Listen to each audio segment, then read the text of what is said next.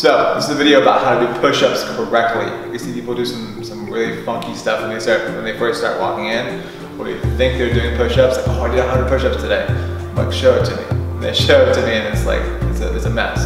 So let's look at what not to do first, and then we'll look at what to do correctly on a push-up. So here are some no-nos on a push-up. We see a lot of people when they first start with a shoulder position, and their hands are probably like underneath their shoulder for the most part. Sometimes they go really far forward. They begin to shrug their shoulders up to their ears. And there's no way to get enough stability through your core if you're doing this the whole time, okay? Not a chance. So what you want to do instead is take your hands, make sure it's directly underneath your shoulders, spread your fingers out as much as you can. Spread, spread, spread, spread, spread. As you spread, make sure your chest is over the center between your hands, and your scapula, instead of being here, should be pushing the ground away and coming out towards the shoulder. The scapula should follow the shoulder. So that's step one. You gotta understand that position. Now step two is understanding where the glutes and abs are. Most people on push-ups are like here, their butt sagging down, okay? That's gonna dump a lot of load in that lower back. You want your glutes to be squeezing underneath you. So the first thing you understand is how to get your pelvis in the right position. So you can grab your pelvis like a bucket and tilt it underneath, and you're gonna squeeze your butt cheeks while you're underneath here, okay? When you squeeze, not only, you're not trying to just bring your hips forward. That doesn't make it any better. It just makes you go back in a horrible position. You're just pulling it underneath you and then drawing in.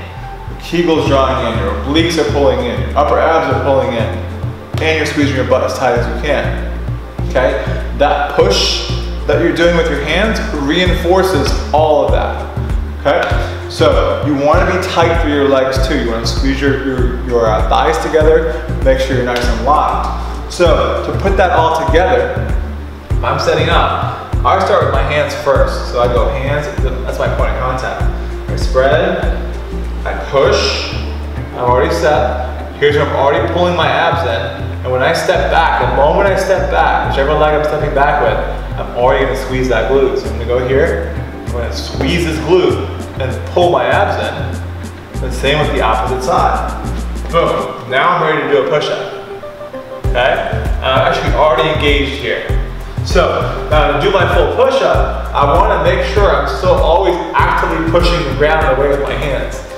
I don't want to go like passive, okay? So we see people get inactive with their hands and their elbows do this. They go way out, do this half push-up, I don't know what they're doing.